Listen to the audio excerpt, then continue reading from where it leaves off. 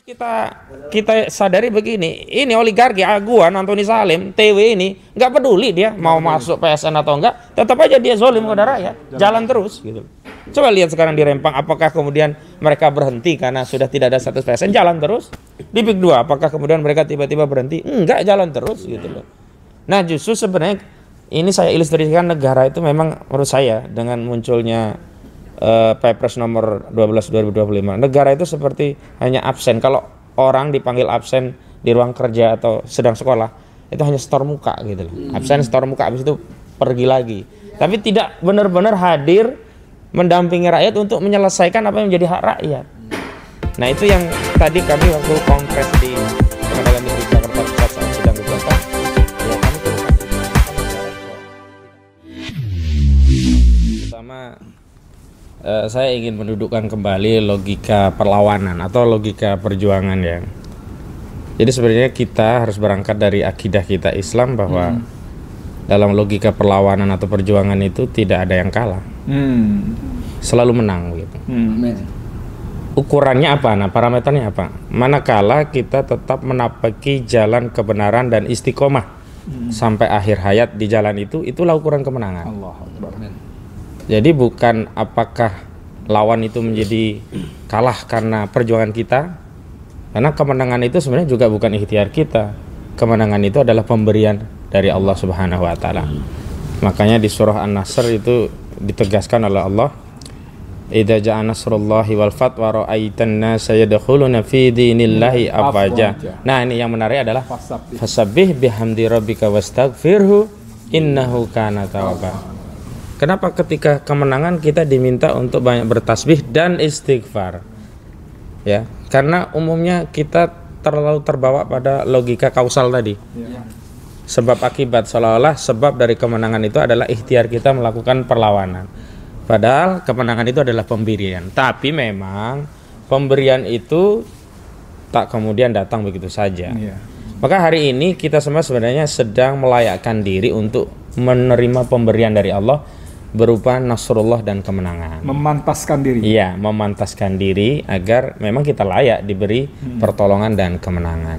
Sebab tanpa pertolongan Allah tidak akan ada kemenangan. Itu yang pertama.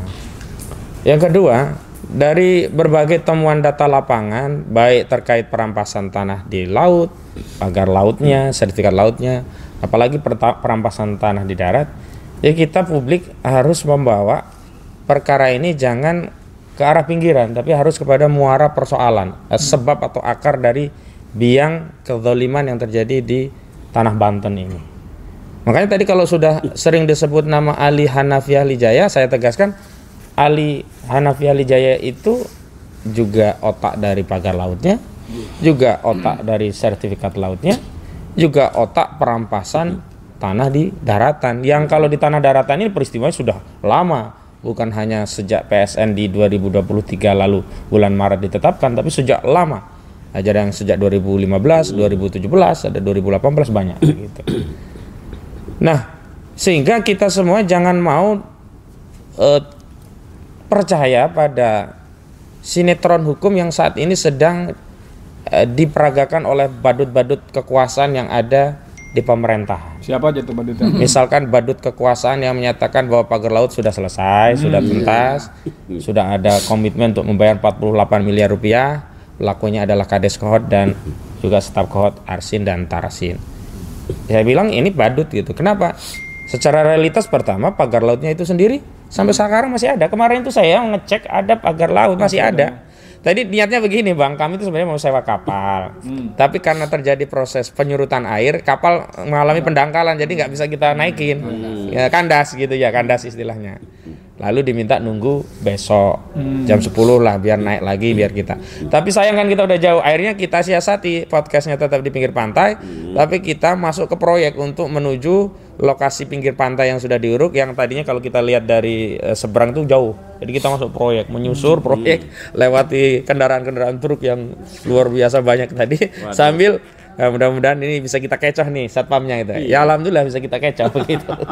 Bisa kita kecoh sampai kepada lokasi yang kita inginkan, dan untuk membuktikan beberapa hal. Yang pertama, pagar laut masih ada. Masih ada ya. Yang kedua, bahkan ada pagar laut itu yang sudah berubah menjadi wilayah daratan yang sudah diuruk. Jadi menarik, Bang. Saya dulu kan kepikiran yang namanya reklamasi itu kan dari tengah ya dikasih pancang besar, baru dikasih pasir, jadi daratan terus ditimpa lagi. Saya pikir begitu. Ternyata ada proses kayak makan bubur ayam, tapi kalau ini menambah bubur di pinggiran gitu. Jadi ketika ada bibir pantai, ada garis pantai di sini. Nah, wilayah lautnya dikasih tanggul-tanggul. Yang sebelah belakang tanggul itu kan ada air lautnya. Air lautnya itu dikeringkan. Setelah kering diuruk. Jadi pelan-pelan ini ya menambah luas daratan dengan teknik itu. Hanya nanti mungkin kalau yang sudah terlalu dalam itu harus ada tambahan urukan pasir laut tadi begitu. Jadi hari ini reklamasi yang kita narasikan itu akan memanfaatkan PP 18/2021 sudah dijalankan, dan itu jelas dengan dalih bahwa dia punya sertifikat di pantai tadi, karena nggak mungkin dia berani nguruk kalau nggak ada sandaran legitimasi. Makanya kenapa kok banyak ya tanah-tanah di daratan itu asal diuruk tanpa nanya pemiliknya, tanpa negosiasi, karena mereka merasa pede karena sudah punya sertifikat yang di overlap di lokasi itu gitu loh. Makanya dasarnya adalah yang mereka punya, yang abal-abal tadi yang kemarin di DPR kami bongkar ada 900 hektar atas nama hanya 3 orang atau 9 juta meter persegi. Ada Engcon atau Agojali, ada Freddy dan juga ada Hendry gitu.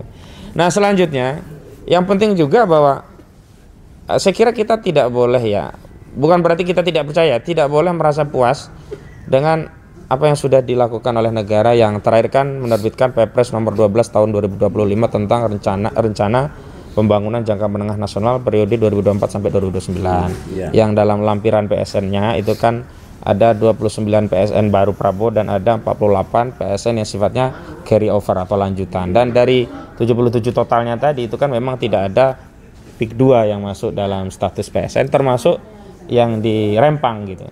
Tapi harus kita sadari begini, ini oligarki Aguan, Antoni Salim, TW ini nggak peduli dia mau masuk PSN atau enggak, tetap aja dia zolim kepada rakyat, jalan terus gitu.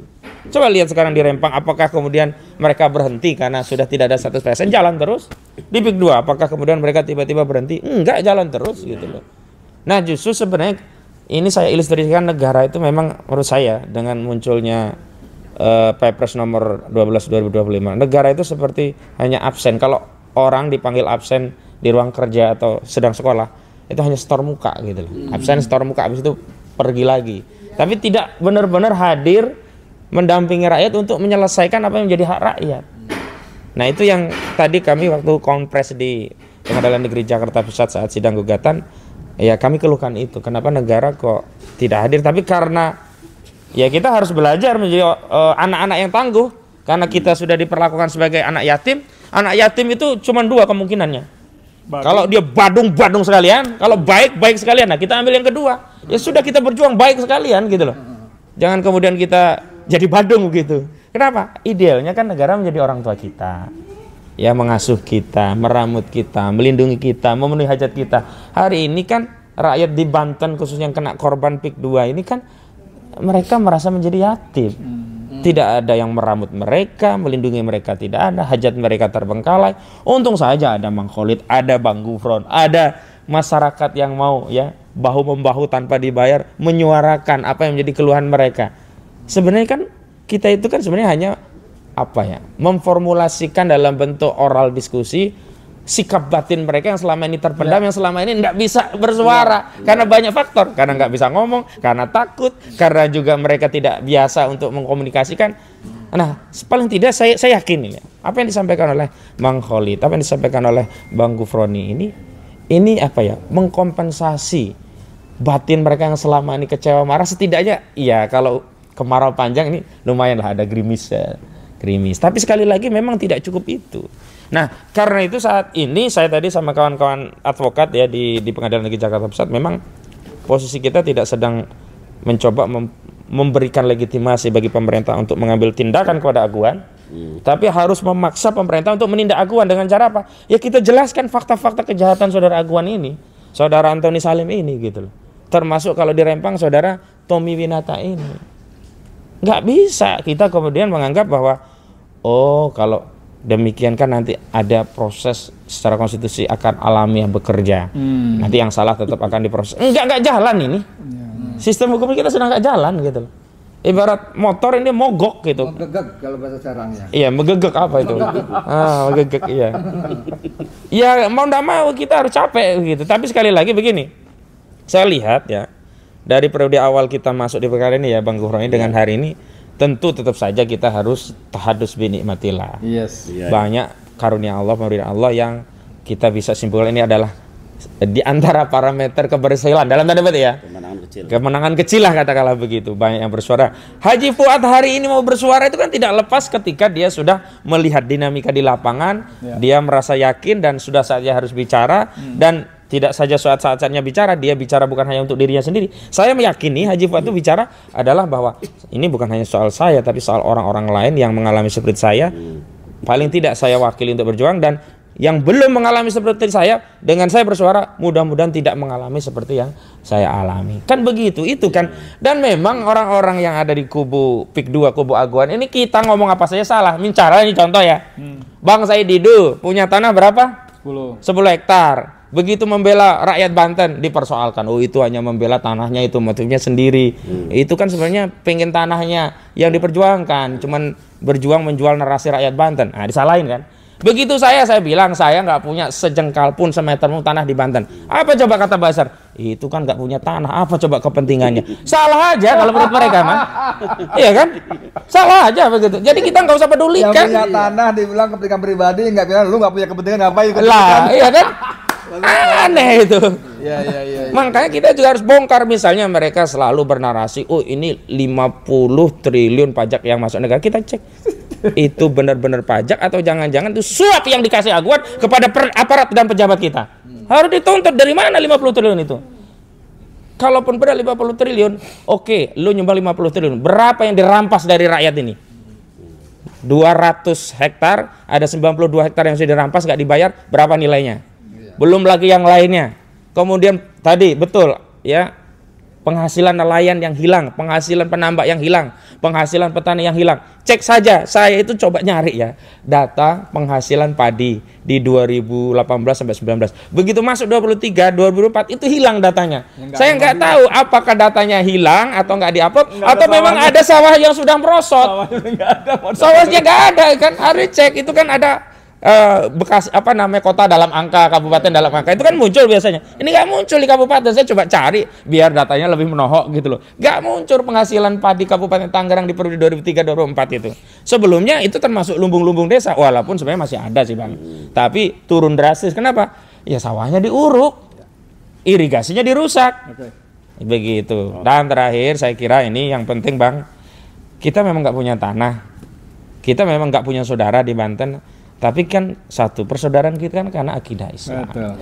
Yang kedua, selain karena persaudaraan Islam, kita diperintahkan agama kita untuk membela orang-orang terzalimi.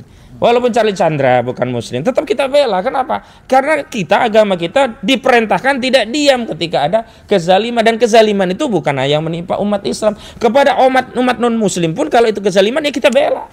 Nggak bisa kita diam. Kalau kita diam melihat apa kezaliman, berarti apa? Setan bisu. Demikian ya, kasih kembali. Oke, makasih banyak. Saya ingin menutup